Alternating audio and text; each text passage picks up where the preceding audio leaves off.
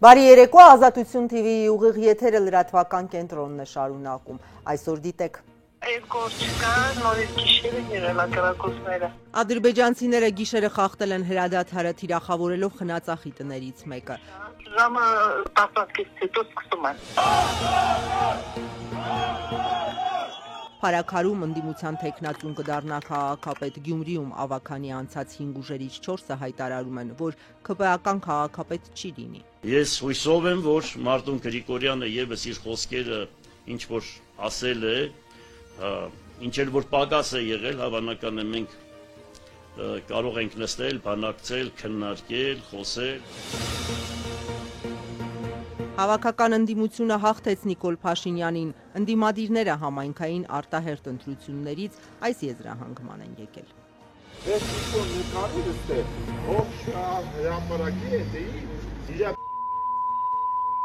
ԿՊԱ-ական պատգամավոր Վիլեն Գաբրիելյանը մինչև հիմա ներողություն չի խնդրել լրագրողի հասցեին տեղացած հայհոյանքների համար։ Նրա վարքին կուսակցությունն էլ չի անդրադարձել։ Ավելի վատ բան ես անում, քան թե ես կարայի անել։ Խաղաղության համաձայնագրի ստորագրմանն ու իրագործմանը ոչինչ չի խանգարում։ Գերմանիայի նախագահը պահը բաց չթողնելու կոչ է արել։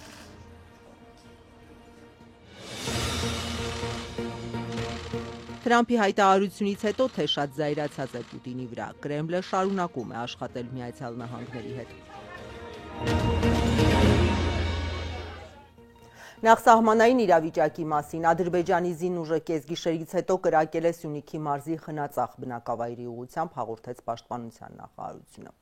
Տուժածներ չկան, բայց վնասվել է բնակելի տներից մեկը, թեև ադրբեջանական կրակոցների մասին արդեն մեկ շաբաթ է ինչ խոսվում է, ռազմական գերատեսչությունը միայն այսօր պաշտոնապես հաստատեց դա, նաև ադրբեջանական կրակոցներից վնասված տան լուսանկարներ հրապարակելով։ Միաժամանակ հայկական կողմը հերքեց Բաքվի հաղորդումը, թե երեկ ու այսօր հայկական ստորաբաժանումներն են Սյունիքի և Գեղարքունիքի կողմից կրակ բացել ադրբեջանական դիրքերի ուղղությամբ։ Խնածախցիներն Ազատության հետ զրույցում պատմել են գիշերն ինչպես լուսացրին։ Թեև մեկ շաբաթից ավելի է Սյունիքի մարզի Խոզնավար ու Խնածախ գյուղերի բնակիչներն Ազատությանը պատմում էին հատկապես գիշերային ժամերին ադրբեջանական կրակոցների մասին, Հայաստանի պաշտպանության նախարարությունն այսօր առաջին անգամ հաղորդեց. երեկ գիշեր ադրբեջանական կողմը կրակել է Խնածախի ուղղությամբ, վնասելով բնակելի տուն։ Տեղեկացնելով, որ տուժածներ չկան, ռազմական գերատեսչությունը միաժամանակ հերքել է հրադադարը խախտելու Բաքվի պնդումները։ Ադրբեջանի պաշտպանության նախարարությունը երեկ ու այսօր հայկական կողմին մեղադրել է Գորիսի, Վարդենիսի, Ճամբարակի կողմից կրակ բացելու և ԱԹՍ-ների միջոցով հետախուզական թռիչքներ իրականացնելու համար։ Հայաստանի Հանրապետության պաշտպանության նախարարությունը վերահաստատում է, պատրաստ է հետաքննել Ադրբեջանի պաշտպանության նախարարության հաղորդագրությունը հիմնավորող փաստերը, դրանք Հայաստանի Հանրապետությանը փոխանցելու պարագայում։ Միևնույն ժամանակ ադրբեջանական կողմին կոչ են կանում հետաքննել Խնածախ բնակավայրի բնակելի տան գնդակոծման փաստը և հանդես գալ հրապարակային պարզաբանումներով։ Ադրբեջանը չի արձագանքել այս առաջարկին։ Հայաստանի պաշտպանության նախարարությունը նաև հիշեցրել էր հրադադարի ռեժիմի խախտման դեպքերը հետաքննող համատեղ մեխանիզմ ստեղծելու առաջարկը, որին Բաքուն եւս չի պատասխանել։ Խնածախցի Կամելա Օհանյանն Ազատությանը պատմեց, երեկ գիշեր ձայներն այնքան բարձր էին, կարծես իր պատուհանի տակ կրակեին։ Երկրորդ չկա, նորից գիշերը եղել ակրակոցները։ Քանի անգամ եղել ու երկար։ Դադարում են 2 ժամը 1-ն տենց կրակում էին շատ։ Ժամը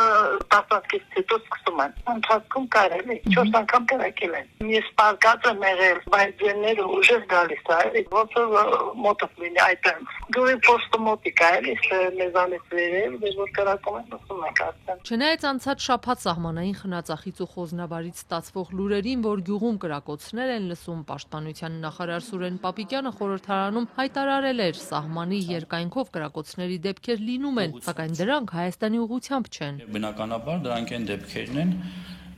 որոնք վտանգ չպարունակելով մեր կողմից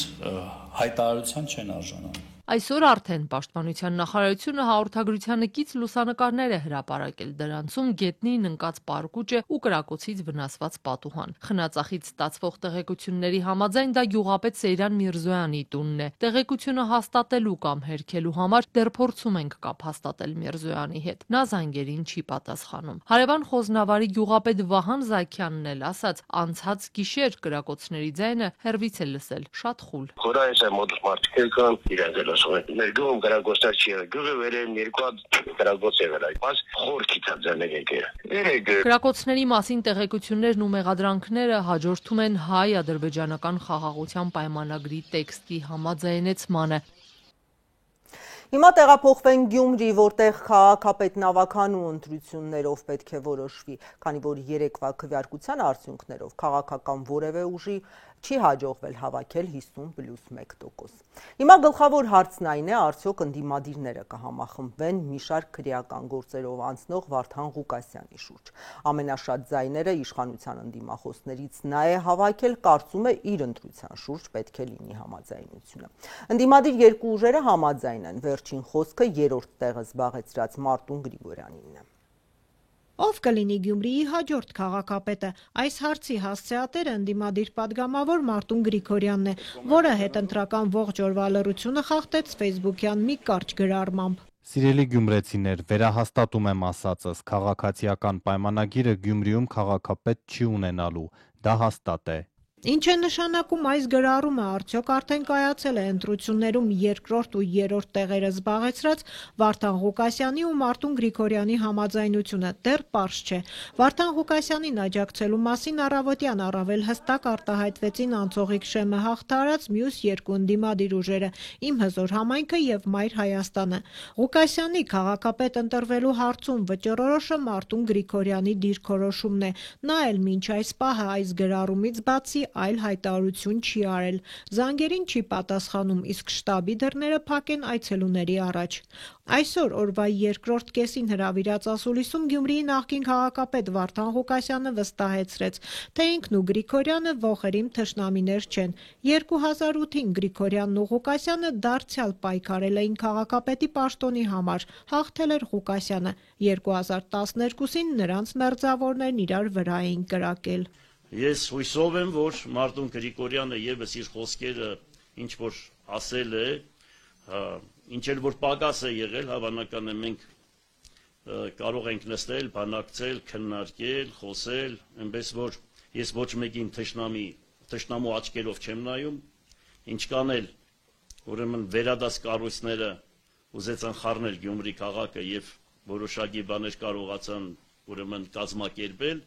բայց ես ասել եմ, որ ես թշնամի չունեմ հայ ժողովրդի մեջ։ Մարտուն Գրիգորյանը նախկին նախագահ Սերժ Սարգսյանի առաջնորդած պատիվ ունեմ խմբակցության падգամավոր է։ Այս ընթացքում Ղուկասյանը մեկ անգամ չէ, որ կոշտ քննադատել է երրորդ նախագահին։ Արդյոք այս հանգամանքը չի խոչընդոտի բանակցություններին։ Հիշում եք, որ ասում էի, թե ես կբանակցեմ այն տեխնազուների հետ, որոնք, ասենք, քաղաքի շահը ավելի բարձր են դասում եւ չեն ղեկավարվում դրսից։ Ես սպասում եմ այդ ամեն ինչին, հիմա ասելու բան չունեմ, նորից եմ կրկնում, սպասում եմ պատասխանին, սպասում եմ։ Եվ ոչ միայն ես եմ սպասում է ամբողջ քաղաքը, սպասում է հայ ժողովուրդը, ասեմ ձեզ։ Իսկ ինքը Վարդան Ղուկասյանը պատրաստ է ընդառաջ գնալ Մարտուն Գրիգորյանին։ Ես հիմա այս պահին պատրաստ չեմ ձեզ պատասխանելու այդ հարցին, մինչև ես չհամոզվեմ, թե ինչ է կատարվում դիմացը, հիմա իմ խոսքերը այս պահին, եթե ես ընկնեմ առաջ ինչ որ մի բան ասեմ, ես չեմ կարող դա անել, որովհետև պետք է համոզվեմ, որ իրոք այդպես է։ Երբ եկավ այդպիսի իրավիճակ, ուրեմն դուք կտեսնեք ես ինչ կանեմ այդ կամը։ Մի քանի քրեական գործերով անցնող նախկին քաղաքապետը այսօր պնդում էր, թե պատրաստ է անգամ բանտից ղեկավարել քաղաքը։ Հատուկ նշեց, եթե ընդդիմության միավորումը ստացվի, փոխքաղաքապետի պաշտոնը ոչ մեկին չի զիջի։ Ես ոնց որ նպաստեմ ինչ որ մի բանի, որ ասենք պատկերացրեք, եթե ինձ ձերբակալեն, ինստինկտան փոխքաղաքապետը պարտավորակ բանը ինքը վերցնում է իր վրա, ստանձնում է եւ ինքը դառնում է քաղաքապետ։ Այ դրա համար ես եթե այդ պահը մենք դա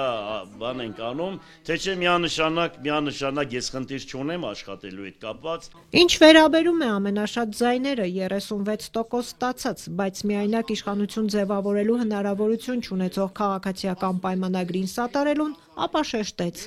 Ինչ ուզում է անեն, կանգնած տեղը թեկուզ շարով էլ տան, ես իրենց հետ ճանապարհ չունեմ։ Էլ խնդրում եմ այդ հարցի 100 անգամ ինչ տակ, ԿՊ հետ ճանապարհ չեմ գնալու։ Բարձրաձայն ասում եմ, վերջ, չքննարկեք այդ հարցը։ Եթե համայնքապետ ընտրվի, ուզի թե չուզի իշխանության հետ աշխատելու է։ Լրագրողները հետաքրքրվեցին, իսկ վարչապետին կդիմավորի։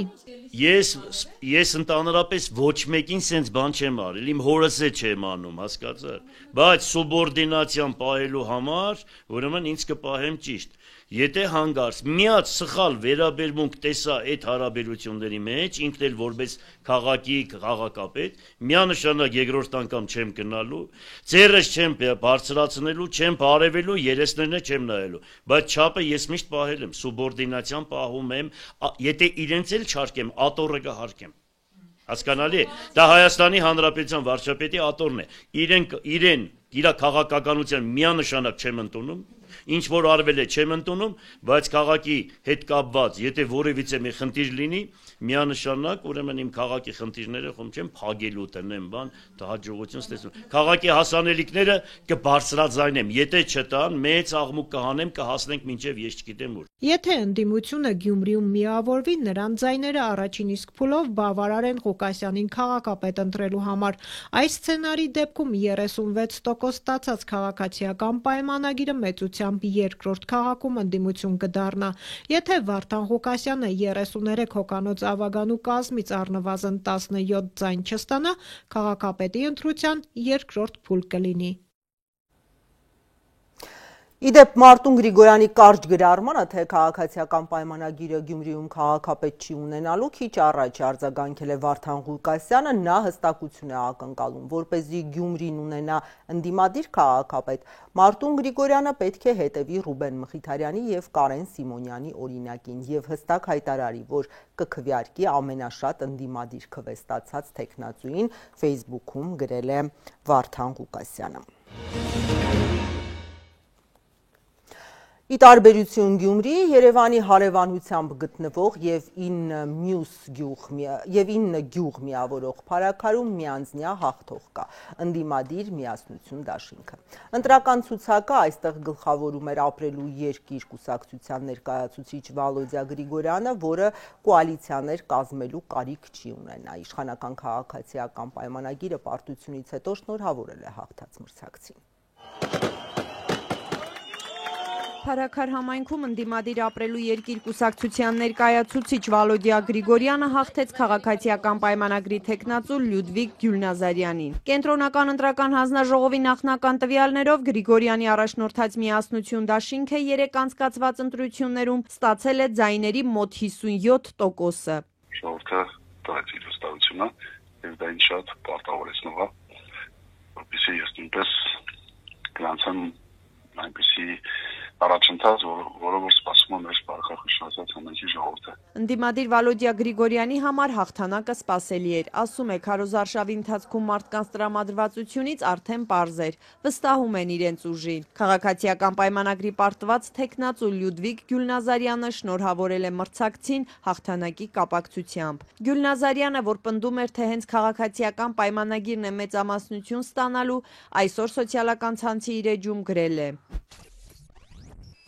Փարաքարը մեր տունն է ու բոլորիս անելիքն է առավելագույնը անել Փարաքար համայնքի զարգացման համար։ Շնորհավորում եմ համայնքի ղեկավարի ընտրություններում հաղթած թեկնածու Վալոդյա Գրիգորյանին։ Նախնական տվյալներով Փարաքարում ընտրելու իրավունք ունեցող 21004 քաղաքացուց 3 քվեարկությանը մասնակցել է 11528-ը, ՔՊ-ի օգտին քվեարկել է 3669։ Լյուդվիգ Գյուլնազարյանը համայնքի բնակիչներից շնորհակալություն է հայտնել, որ 2021-ի համեմատ ավելի շատ քվե են ստացել։ Այն ժամանակ Փարաքարում ՔՊ-ն 2609 ձայներ ստացել։ Այս ընտրություններին նախորդի համեմատ նաև ընդդիմադիր Վալոդյա Գրիգորյանի թիմի օգտին են ավելի շատ կողմ քվեարկողները։ Եթե 2021-ին Գրիգորյանը եւ նրա ներկայացրած ապրելու երկիր կուսակցությունը ստացել էին 4637 քվե, այս անգամ 6508, մոտ 2000-ով ավելի։ Մենք կառավարելու ենք համայնքը Իշար ժողովրդի, Փարաքարխոշորացված համայնքի բնակչի։ 2021 թվականի փարաքարի ընտրություններին էլ ամենաշատ ձայները հենց ապրելու երկիրն էր ստացել՝ 49%, բայց քաղաքացիական պայմանագիրը միացավ Դավիթ Մինասյան դաշինքին, ստանձնելով համայնքի կառավարումը։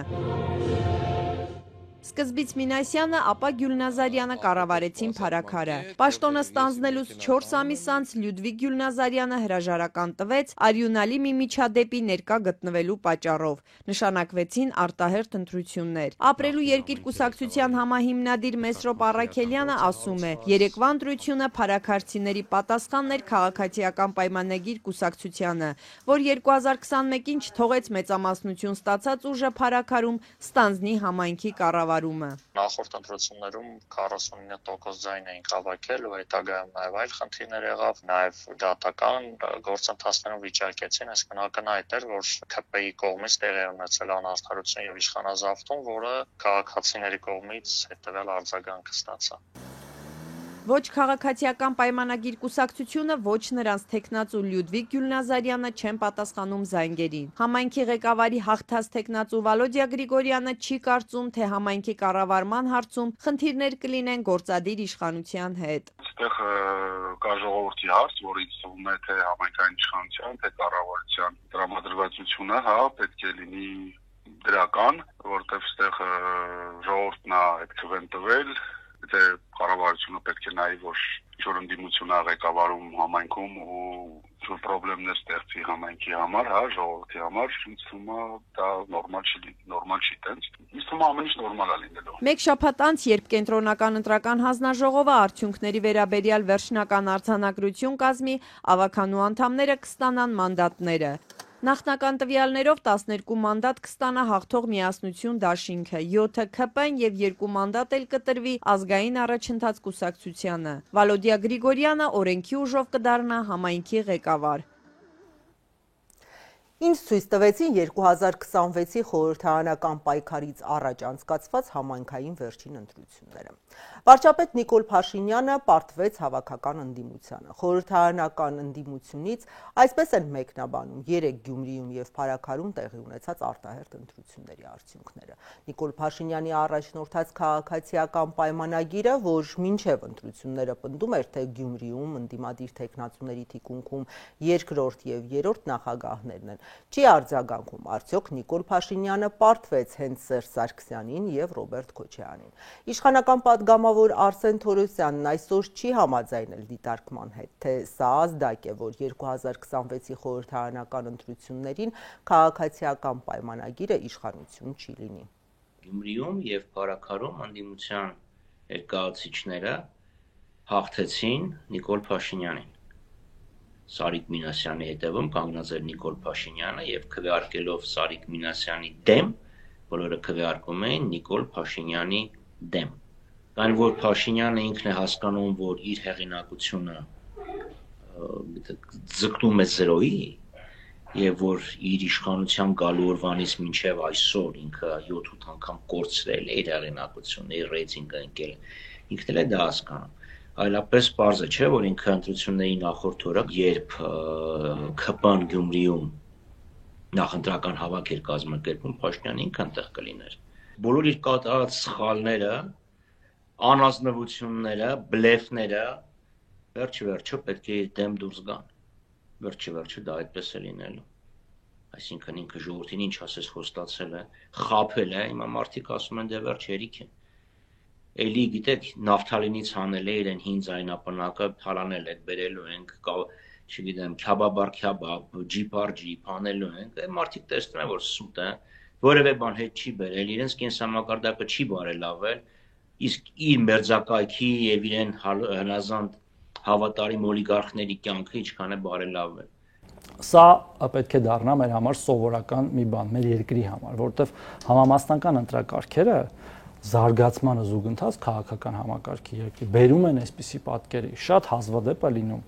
զարգացած ժողովրդավարությամբ, պարլամենտարիզմով երկրներում, որ որևէ մի ուժ հաղթահարում է 50+ արգելքը։ Մի օրինակ բերեմ ու անցնենք միգուցե մյուս հարցը, հիշում եք Գերմանիայի վերջին ընտրությունները, ասենք հաղթող ուժը ստացել 25% ձայներ ստացել եւ ինքը համարվում է հաղթող ուժ։ Հիմա մենք կարծում ենք, որ մենք լավ արդյունք ունենք, հատկապես Գյումրիում 36%, հաջորդ ուժը մեզնից մոտ 2 անգամ քիչ ձայն է ստացել, դա նաև խոսում է վստահության մասին մեր նկատմամբ, թեև նորից եմ կրկնում 50-ից պակաս քվեները, որը մենք պետք է ընդունենք ի գիտություն, ի զեն եւ շարունակենք աշխատել մեր ընտրողների հետ, մեր քաղաքացիների հետ, մեզ չընտրած մարդկանց հետ, որ մյուս անգամ ավելի շատ ձայն ստանանք եւ խոսքը վերում է բոլոր համայնքներին եւ նաեւ համապետական ազգային ժողովի ընտրություններին։ Մենք ոչ միտեղ չենք պատրաստվում հեռանալ։ Գյումրիում ու Փարաքարում ընտրություններին հետևած դիտորդները մի շարք խախտումներ են արձանագրել, հիմա հարց, որքանով են դրանք ազդել վերջնական պատկերի վրա։ Մի հատ ոստիկաններին հրավիրեք ներս։ Վարչական ռեսուրսի չարաշահում, ընտրակաշառք, վիճաբանություն, կուտակումներ ընտրատեղամասերում, դիտորդի գործունեության խոչընդոտում, քվեարկության գաղտնիության խախտում, ուղղորդված քվեարկություն։ Սրանք այն հիմնական խախտումներն են, որ նախընտրական շրջանում եւ քվեարկության օրը Փարաքարում եւ Գյումրիում նկատել են դիտորդություն իրականացնող երկու կազմակերպությունները՝ անկախ դիտորդն ու ականատեսը։ Ականատեսը եզրակացրել է, թե քարոզարշավը, թե ընտրությունները եղել են մրցակցային, բայց անցել են լարված մթնոլորտում, իսկ տեղ գտած խախտումները վերջնական արդյունքների վրա չեն ազդել։ Հիմնական գործընթացները ընթացել են խաղաղ լարված մթնոլորտում, սակայն օրենքով սահմանված ընթացակարգերին համաձայն եւ այնպիսի խախտումներ չեն գրանցվել, որոնք կարող են էական մեծ ազդեցություն ունենալ ընտրությունների արդյունքների վրա։ Անկախ դիտորդ առաքելության անդամ Դանիել Իոնիսյանն ասում է, թե Փարաքարում, թե Գյումրիում ընտրությունների արդյունքներն արտահայտում են ընտրողների կամքը, սակայն Գյումրիում իրենք այդ կամքի վրա ազդեցության փորձեր են նկատել։ Քվեարկության արդյունքները ընդհանուր առմամբ արտահայտում են ընտրողների կամքը, այդուհանդերձ ընտրողների վրա ապօրինի ազդեցության դեպքերը քվեարկության օրվան նախորդած փուլում Գյումրիում եղել են պարբերական բնույթի եւ դրանց ազդեցությունը ընտրողների կամքի ձևավորման վրա ըստ հաշվել հնարավոր չի, հաշվելի առումով գնահատել հնարավոր չի։ Փարաքար համայնքում անկախ դիտորդը արդյունքները կասկածի տակ դնող որևէ էական հանգամանքների չի տիրապետում եւ կասկածի տակ դնելու որևէ հիմք չունենք։ Անկախ դիտորդը ընդհանուր առմամբ 5 հաղորդում է ներկայացրել հանցագործության մասին, 3-ը նախընտրական փուլում, 2-ը քվեարկության։ Նախընտրական փուլում տրված հաղորդումները վերաբերել են քաղաքապետի թեկնածուներ Վարդան Ղուկասյանին, Մարտուն Գրիգորյանին եւ Սարիկ Մինասյանին։ Դիտորդների ուշադրությունից չեն վրիպել ձայնագրության մեջ ենթադրաբար Վարդան Ղուկասյանի հնչող հրահանգները իր օգտին քվեարկելու մասին, Մարտուն Գրիգորյանի անունից արված բարեգործությունը խճապատման տեսքով եւ Սարիկ Մինասյանի կողմից բարեգործության արգելքի հնարավոր խախտումն ու դիրքի հնարավոր չարաշահումը։ Երկու հաղորդում էլ ընտրության օրը տեղի ունեցած դեպքերի վերաբերյալ են ներկայացրել։ Խոսքը քվեարկության գաղտնիության խախտմանն ու իրենց դիտորդի գործունեությանը խոչընդոտելուն է վերաբերում։ Մեր դիտորդը նկատել է, որ հանձնաժողովի նախագահը փորձում է անձանց ուղղորդել, որ օգնողով քվեարկեն, նույնիսկ այն անձանց, որոնք որ չէին խնդրում օգնող, եւ միգուցե կարող էին ինքնուրույն քվեարկել, պահանջել է այդ պրակտիկան դադարեցնել, պահանջել է դա գրանց համաձայնում, բայց դա ավարտվել է նրանով, որ հանձնաժողովը մեր դիտորդին հեռացրել է։ Եվ այստեղ մենք քվեարկության գաղտնիության եւ դիտորդի գործունեության խոչընդոտման կապված հաղորդում ենք տվել։ Եվս մի ուշագրավ դեպք են դիտորդները հայտնաբերել, որ իշխող քաղաքացիական պայմանագիրը ենթադրաբար վարչական ռեսուրս է չարաշահել եւ անձնական տվյալների պաշտպանության առումով է խախտում թույլ տվել։ Այդ մասին դիտորդներին ահազանգել է 3 հոգի, բայց ենթադրաբար խոսքը կարող է ավելի քան 200 հոգու վերաբերել։ Դիտորդները դիմել են անձնական տվյալների պաշտպանության գործակալություն։ Գյումրու համայնքապետարան դիմաց քաղաքացիները, որոնք որ դիմել էին, որպեսզի քաղաքապետի հետ ընդունելություն ունենային, այդ քաղաքացիների անձնական տվյալները դեմս հեռախոսահամարների փոխանցվել են քաղաքացիական պայմանագիր կուսակցության շտաբ, որտեղից ուրեմն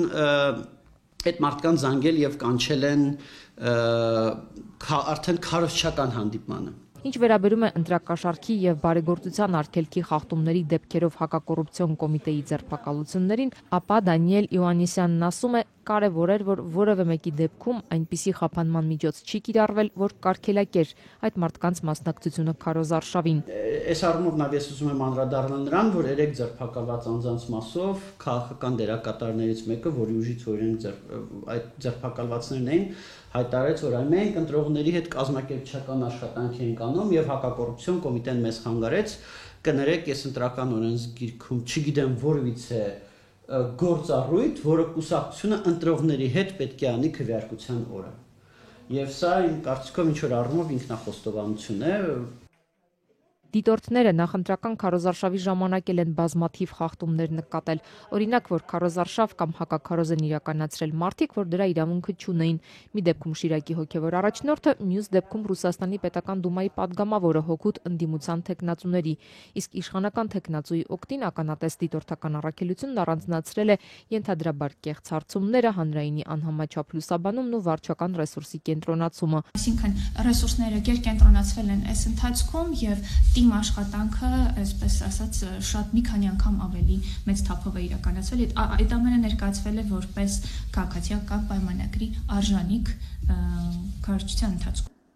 Այս քարոզարշավի ընթացքում դիտորդները արձանագրել են նաև ատելության խոսքի բարձր չափաբաժին։ Եթերում Ազատության լրատվական կենտրոնն է, մեր լուրերին կարող եք հետևել նաև Ազատության տելեգրամյան ալիքում, իսկ այս ծրագրի երկրորդ մասում առաջարկում եմ դիտել։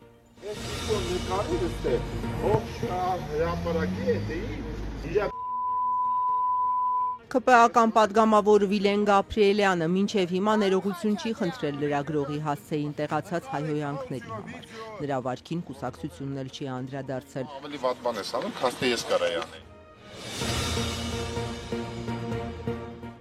Խաղաղության համաձայնագրի ստորագրմանն ու իրագործմանը ոչինչ չի խանգարում։ Գերմանիայի նախագահը պահը բաց չթողնելու կոչ է արել։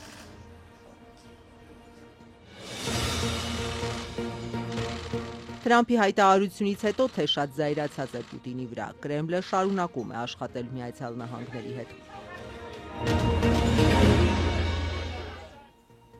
Գյումրիում ընտրություններից պակաս ուշադրության չարժանացավ իշխանական падգամավոր Վիլեն Գաբրիելյանը լրագրողի հասցեին տեղացած սեռական բնույթի հայհոյանքների պատճառով։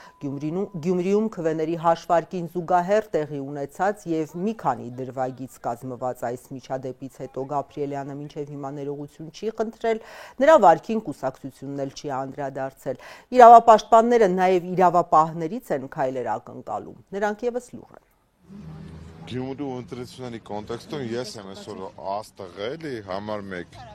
Ազգային ժողովի պաշտպանության ու անվտանգության հանձնաժողովի падգամավոր Վիլեն Գաբրիելյանն իրեն աստղեր զգում լրագրողին հանրային վայրում փողոցում հայոյելուց հետո։ Ես ինչ-որ նկարել եմ, ով շա հրապարակի է Երեկ Գյումրիում Եվրամեդիա լրատվամիջոցի լրագրող Կորյուն Սիմոնյանը մոտեցել էր ԿՊԱ-ական падգամավորին հարցեր տալու, փորձել էր հասկանալ խմած է падգամավորը, նա էլ ոչ սթափ վիճակում սեռական բնույթի հայոյանքով պահանջել էր, որ չհրապարակի տեսանյութը։ Այդ տեսանյութը հրապարակվեց ու դրանից հետո լրագրողները Գյումրիի կենտրոնում շրջող падգամավորից պահանջում էին ներողություն խնդրել ու մանդատը վայր դնել։ Մանդատը վայր կդնեք այս ամենից հետո։ Դու ուզում ես հենց հիմա տամ ձեռդ գնաս։ Այո, ապա չէ, լսեք, լսեցեք մարդկանց։ Մարդիկ պետք է գնահատական տան։ Մարդիկ լսում են, կա, դուք լսեք։ Հա, չէ։ Դուք լսեք։ Մեկ ես հայհայում էի։ Բա ինչ էի կանում։ Բայց դու էր արանքը։ Պաշտպանության հանձնաժողովի ԿՊԱ-ական անդամը անսթափ վիճակում Գյումրիի փողոցներում շարունակում էր մեկնաբանություններն ու հարցազրույցները, այդպես էլ ներողություն չխնդրեց, մանդատից հրաժարվելու պահանջն էլ անիմաստ համարեց, քանի որ ասաց ԿՊ-ն 1 տարի հետո էլ իշխանություն չի լինելու։ Որպես տղա պարտավոր եք ներողություն խնդրել եւ մանդատն էլ վայր պիտի դնեք։ Մանդատն էլ վայր պիտի դնեք։ Պետք է կողմնորոշվես։ Ասեցի այդ երեքը միացին պիտի անեք։ Այդ սաղ միանգամից իրար հետ։ Հա, սաղ միանգամից իրար հետ, այդ հայոյելը գիտեք, դրա հետևանքները չգիտեք։ Իշխանությունը փոխվել է, խեմ ես մանդատս վայր դնում։ Շիրակի մարզպետը քաղաքացիական պայմանագրի մյուս անդամները փորձում էին իշխանական падգամավորին բաժանել լրագրողներից ու հեռացնել տարածքից, բայց Գաբրիելյանը դիմադրում էր, բարկանում թիմակիցների վրա, որ փորձում են խանգարել իրեն։ Գալնի դու գնաք սաղը տենկոմի վրա, մի հատ։ Ընդհանրապես բոլորով։ Ես կորոշեմ ինչ եմ խոսում, ինչ չեմ խոսում։ Պաշտպանության հանձնաժողովի անդամը, որ մասնակցում է կարևոր քննարկումներին, գաղտնի տեղեկությունների է տիրապետում, չէր ենթարկվում թիմակիցներին, այդպես էլ չհաջողվեց նրան տարածքից հեռացնել։ Մի վարքյան, էլի ինչ եք անում, դուք ինչ եք սարքես տեղ։ Երեկվանից համացանցում տարածվում ու քննարկվում են քաղաքացիական պայմանագրի պատգամավորի մասնակցությամբ տեսանյութերը, բայց իշխանությունը դեռ լուռ է։ Ոչ վարչապետ Փաշինյանը, ոչ էլ կուսակցությունը չի արձագանքել։ Այս վարքագիծը ոչ միայն խուլիգանական արարք է, այլև որպես այդպիսին պաշտոնատար անձի, այս դեպքում պատգամավորի վարքագծի կոպտագույն խախտումներ։ Ասեք ինչ եք ուզում, մարդուց խոսում եմ։ Պատգամավոր Վիլեն Գաբրիելյանի պահվածքը ուղիղ խուլիգանություն է որակում իրավապաշտպան Զարուհի Հովհաննիսյանը։ Նրանով պետք է զբաղվեն իրավապահները, շեշտում է իրավապաշտպանը։ Սա միայն լրագրողի աշխատանքը խոչընդոտելու մասին չէ, այլ առհասարական հարգալից պահվածք հանրության նկատմամբ։ Նմանատիպ արարքը դատապարտելի է եւ հենց կուսակցության կողմից պետք է ստանա արժանի գնահատական։ Մինչև ԿՊԱ-կանի Թունդ Հայոյանքը լրագրողներին թիրախավորելու սկանդալի կիզակետում էր մեկ այլ ԿՊԱ-կան։ Մաքրեք ձեր շրթունքները, շատ լավ։ Ոչ մի բան։ Պաշտպանության հանձնաժողովի նախագահ Անդրանիկ Քոչարյանը այս շղթան անպատժելիության հետևանքն է, ասում է իրավապաշտպան Հովհաննիսյանը։ Արդյոք Վիլեն Գաբրիելյանն էլ կմնա անպատիժ, ինչպես մյուս ԿՊԱ-կանները, թե այս անգամ քաղաքական հետևանք կլինի։ Իշխող թիմից պատգամավոր Արսեն Թորոսյանն ասաց, կուսակցությունում քննարկում կլինի։ Մանրամասներ չհայտնեց։ Նա անընդունելի է համարում գործընկերոջ պահվածքը։ Կարծում եմ, որ պետք է հանրային իշխանության ցանկացած ներկայացուցիչ իր հանրային վարքագծում պահպանի կոռեկտության բոլոր կանոնները, ցանկացած անձ պետք է պահպանի, բայց հատկապես նման կարգավիճակ ունեցող անձ։ Կարծում եք դա պետք է հետևանքներ առաջացնի նրա համար։ Ես կարծում եմ, որ մենք դրա մասին քննարկում կունենանք։ Նախ կա արդեն նախաձեռնություն խմբակցությունում, վարչությունում։ Չեմ կարող ասել։ Պատգամավորը մանդատը վայր կդնի, թե կուսակցությունից ու խմբակցությունից կհեռացնեն։ Արսեն Թորոսյանը դեռ փակագծեր չի բացում։ Վիլեն Գաբրիելյանը այսօր ազգային ժողով է գնացել, բայց լրագրողների հարցերին չի պատասխանել, ոչ էլ ներողություն խնդրել։ Պարոն Գաբրիելյանը լուր այսօր։ Լուրը։ Մինչ քաղաքական թիմում կորոշեն անելիքները, լրագրող Կորյուն Սիմոնյանն արդեն ստորագրահավաք է նախաձեռնել, որ դիմեն ազգային ժողով, ձևավորեն էթիկայի հանձնաժողով ու քննեն պատգամավորի վարքը։ Հորդորում ենք ոստիկանությանը եւ իրավապահ մարմիններին նախաձեռնել վարույթ Վիլեն Գաբրիելյանի ոչ սթափության պատճառները պարզելու համար, որովհետև մենք ունենք ողջամիտ կասկածներ, որ Գաբրիելյանը միայն ալկոհոլի ազդեցության տակ չէ, որ այդ պահին գտնվում էր։ Թեև Փաշինյանի թիմակցի պահվածքը փաստող տեսանյութերը լայն տարածվել են համացանցում, բայց իրավապահները որևէ քայլ չեն արել։ Գլխավոր դատախազությունից ազատությանը փոխանցեցին, որևէ գործընթաց չկա պատգամավոր Վիլեն Գաբրիելյանի հետ կապված։ Համայնքային ընտրություններից այլ թեմաների անցնենք։ Հայաստանում է Գերմանիայի նախագահ Ֆրանկ Վալտեր Շտայնմայերը, որն այսօր շնորհավորելով Երևանին եւ Բաքվին խաղաղության համաձայնագրի տեքստի շուրջ համաձայնության հասնելու համար նաեւ ընդգծել է, ցանկալի է, որ կողմերն օգտագործեն պատեհ պահը, որպեսզի երկարաժամկետ եւ կայուն խաղաղություն հաստատվի Հարավային Կովկասում։ Երևանից Գերմանիայի նախագահը Բաքու է գնալու, հայտարարել է այնտեղ էլ կայունության հաստատումից կխոսի։ Auch tatsächlich jetzt unterschrieben, ratifiziert. Խաղաղության համաձայնագրի ստորագրմանը, վավերացմանն ու իրագործմանը այժմ այլևս ոչինչ չի խանգարում։ Այդ առումով Հայաստանը որոշումներ է կայացրել, որոնք հանգեցրել են խաղաղության համաձայնագրի հնարավոր դառնալուն։ Եվ այժմ ադրբեջանական կողմը պետք է դադարի թերահավատ լինել։ Մարդիկ այս տարածաշրջանում սպասում են երկարամյա հակամարտության ավարտին եւ տնտեսական զարգացումն էլ կախված կլինի քաղաքական զարգացումներից։ Կարող ենք ասել, որ Հայաստանի համար հեշտ չի եղել հանգուցալուծման հասցնել այս հարցը։ Շատ երկրներ կարող են օրինակ վերցնել։ Այն դժվարությունները, որոնք կան եւ կլինեն, մենք գտնում ենք, որ դրանք հաղթահարելի են եւ ցանկացած հարց կարելի է բանացային սեղանի շուրջ լուծել։ Պատերազմի ժամանակ ավարտվել է, հակամարտության ժամանակ ավարտվել է։ Հարավային Կովկասը մեր տարածաշրջանը այլևս այդ ռեսուրսները չունեն նոր պատերազմելի։ պատկերացրեք 1980 կարելի ասել 8 թվականից, իսկ ավելի լայնամասշտաբ 1991 թվականից մենք պատերազմական վիճակում ենք։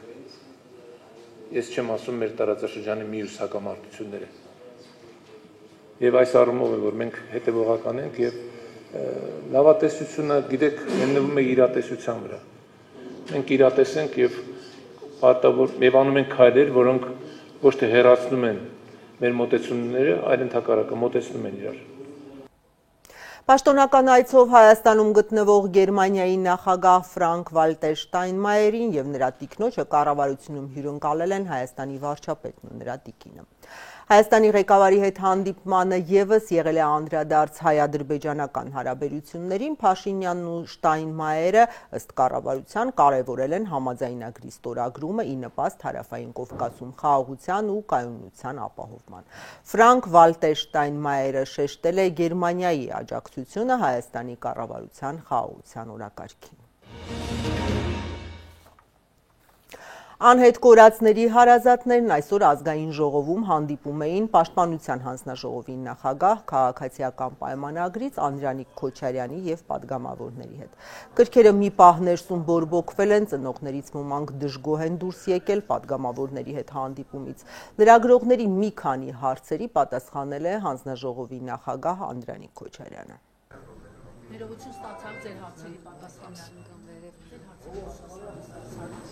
5 տարի նույն անորոշ վիճակը։ Տիկին Անահիտ, ստացանք ձեր հարցերի պատասխանը։ Իհարկե ոչ։ Մենք երբ ենք ստացել 4.5 տարի է մենք ոչ ստանում ենք մեր հարցերի պատասխան, ոչ մի բան էլ չէին ասում, ջուր էին ծեծում։ Ուղղակի ջուր էին ծեծում, փաստացի բերեցինք DNK-ները սխալա, փաստացի բերեցինք, որ բռնի կերպով անհետացածներ կան, փաստերով չէ։ Մեկ ամսվա ընթացքում ոչ մի բան։ Փնթի ես ասեցի, դուք փնթի աշխատողներ եք։ Այդքան մի բան։ Բոլորը փնթիներ են, փնթիներ։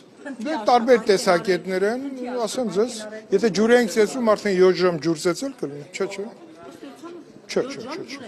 Բոլոր հարցերը ստացել են հասցեական պատասխաններ։ Տարբեր մակարդակներ, եթե նայեք ցանկը, գործադիր իշխանության ներկայացուցիչների, ուժային բլոկը, քննչական բլոկը, չի եղել այդպիսի մի հարց, որը որ հարցը լինի եւ պատասխան չստանա։ Ուրիշ բան, ինչքանով կբավարարի, դա ուրիշ հարց է։ Իհարկե, շատերը օր առաջ ասում են ուր է մեր երեխան։ Բայց այդ հարցերի պատասխանը չի խնդիրը, պատասխանը մենք մեր աշխատանքի ճիշտ կազմակերպելու մեջ, որպեսզի մոտենանք այդ հարցերի լուծմանը։ Իմ ասածը հետևյալն է, սրապես զգայուն թեմա գոյություն չունի։ Եվ այստեղ իրականում մենք թերացումներ ունենք եւ թերացումների հետևից են գնում։ Ես ափսոսում եմ, որ գուցե այս ծավալի sense երկրորդ փուլն ենք անում, որտեղ եւ քննչական մարմինները եւ դատաբժշկական փորձակնությունը ծավալները շատ մեծ են եղել։ Ուզում ասեմ, այս ծավալների մեծությունը պետք է չխանգարեր որակական ցուցանիշներ, որտեղ ծնողներն ինչի են դժգոհ, ասում են հիմնավոր ապացույցներ տվեք, որ ես վստահ լինեմ ում եմ ուղարկավորում, այդ է սա խնդիրը։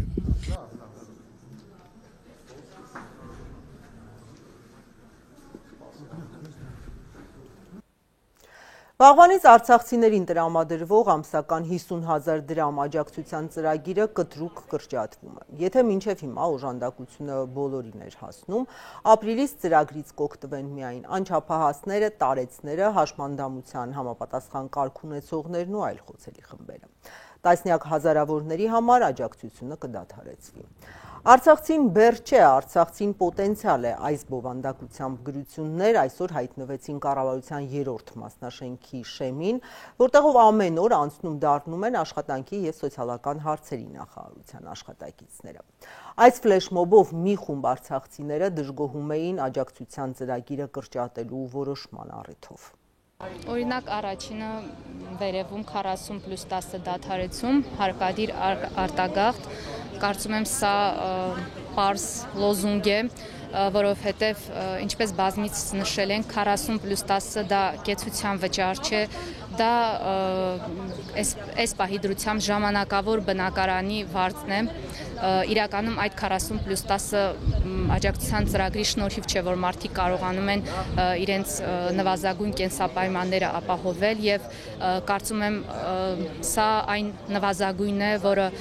պետք է Հայաստանի Հանրապետությունը անի բռնի տեղահանվածների համար։ Մենք գիտենք, որ Հայաստանում բնակարանների վարձավճարները, ինչու՞ չէ նաեւ առաջին անհրաժեշտության ապրանքների վճարներն ու ծառայությունները եվրոպական քաղաքների գների են հասել ու մարդիկ ստիպված արտագաղթելու են այնպիսի վայրեր, որտեղ գոնե բնակվարձը այս աստիճան բարձր չէ։ Հիմա միջազգային անցուդարձի մասին Թրամփին խիստ զայրացրել է Պուտինի հայտարարությունը։ Նա Ռուսաստանին սպառնացել է երկրորդային մաքսատուրքերով, իսկ Ուկրաինային մեծ պրոբլեմներով։ Արդյոք վտանգված են Միացյալ Նահանգների միջնորդությամբ ռուս-ուկրաինական համաձայնությունները։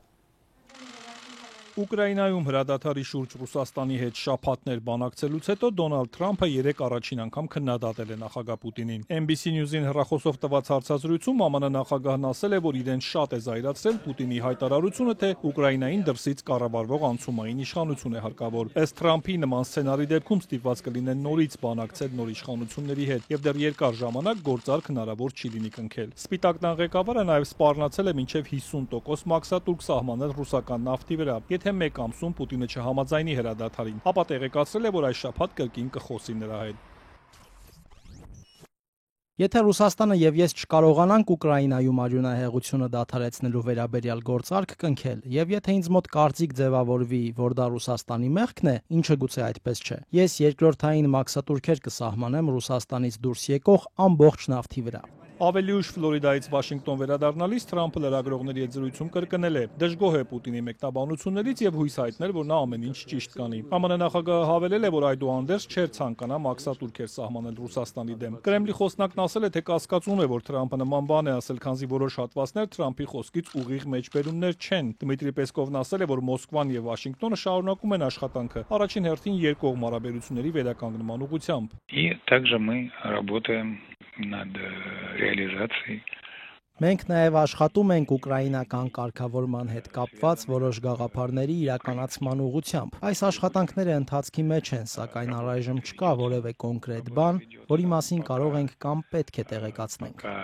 Какой-то конкретики, о которой мы могли бы и должны были бы вам сообщить, нет. Պեսկովն ընդգծել է, այս պահին Պուտին-Թրամփ հեռախոսազրույց նախատեսված չէ, սակայն նախագահ Պուտինը բաց է շփման համար եւ անհրաժեշտության դեպքում զրույցը կարող է շատ արագ համաձայնեցվել։ ԱՄՆ նախագահը սպառնացել է նաև Վլադիմիր Զելենսկիին, ասելով, թե նա փորձում է հրաժարվել Ուկրաինայի հազվագյուտ հանածոների համատեղ շահագործման համաձայնագրից։ Եթե Զելենսկին գնա այդ քայլին, ապա մեծ խնդիրներ կունենա, զգուշացրել է Դոնալդ Թրամփը։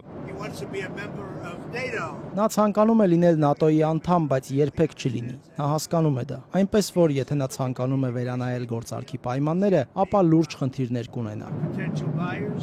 Անցած շաբաթ Բլումբերգը հաղորդել էր, որ Վաշինգտոնը Կիևին ներկայացրել է համաձայնագրի նոր նախագիծ, որն ԱՄՆ-ին թույլ կտա գրեթե ամբողջությամբ վերահսկել բոլոր ապագա ներդրումներն Ուկրաինայի ենթակառուցվածքներում եւ հանքերում։ Զելենսկին իր հերթին ասել էր, թե չեն ցանկանում տպավորություն ստեղծվի, որ հրաժարվում են գործարքից, սակայն ԱՄՆ-ն շարունակ փոխում է գործարքի պայմանները։ Ուկրաինացի վերլուծաբան եւ Մինսկի բանակցություններում ուկրաինական պատվիրակության նախկին անդամ Սերգեյ Գարմաշը Ազատության նաստայաշ Եվրեմիա հեռուստաալիքին ասել է, որ գործարքի այս տարբերակը պարզապես թալանելու Ուկրաինային։ Ըստ նրա պետք է ստորագրվի փաստաթուղթ, որը չի հակասի երկրի սահմանադրությանն ու օրենքներին, որպեսզի հետագայում այն անօրինական չճանաչվի ու խնդիրներ չառաջացնի երկու երկրների հարաբերություններում։ Поэтому я думаю, что Украина должна предлагать сейчас свои варианты сделки.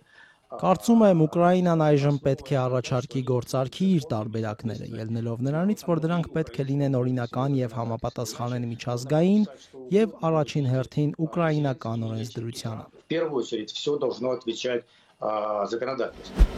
Այս ընթացքում ռուսական զինուժը շարունակել է անօդաչուներով հարվածել Ուկրաինայի տարբեր շրջանների, այդ թվում Խարկովին, որտեղ կան վիրավորներ, Կուպյանսկ քաղաքին հարվածել են նաև հրթիռներով։ Ըստ Ուկրաինայի Ռուսաստանն սկսել է հաճախ կիրառել մեծ հզորության ռումբեր, որոնք մեծ ավերածություններ են պատճառում։ Նախագահ Զելենսկին ասել է, որ Ուկրաինային հասցվող հարվածների աշխարհագրությունն ու դաժանությունը ցույց են տալիս, որ Պուտինը թքած ունի դիվանագիտության վրա։ Росія заслуговує на збільшення тиску на неї на всі Ռուսաստանն արժանի է ճնշման ուժեղացմանը, բոլոր այն կոշտ-միջոցները, որոնք կարող են կոտրել պատերազմ վարելու եւ պատերազմից բացի ոչինչ չցանկացող համակարգը պահպանելու նրա կարողությունը։ Ռուսաստանի դեմ պատժամիջոցներն էական են։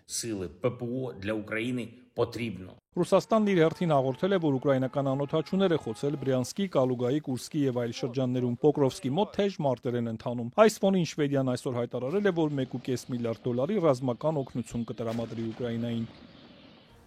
Այսքան այս թողարկման համար ես ձեզ հրաժեշտ եմ տալիս։ Լուրերը անընդհատ թարմացվում են ազատություն.am կայքում։ Հետևեք մեզ նաև սոցցանցերում, YouTube-ով դիտեք եւ կաբելային ալիքներով։ Հաջողություն։